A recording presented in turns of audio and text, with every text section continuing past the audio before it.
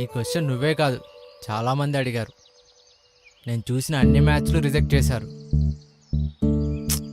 అయ్యో ఫీల్ అవ్వకు రాము, నువ్వు చాలా ఇన్నోసెంట్.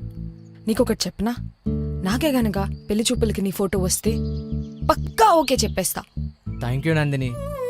నీలాగే వాళ్ళు ఒక్కరు ఆలోచించినా ఈ పాటికి నా పెళ్ళైపోయేది. సరే నందిని, నాకు టైం అవుతుంది, నేను వెళ్తా, బాయ్. ఇది చూస్తే భూమి మీద ఎవరికైనా అర్థమవుతుంది, ఒక్క నీకు తప్ప.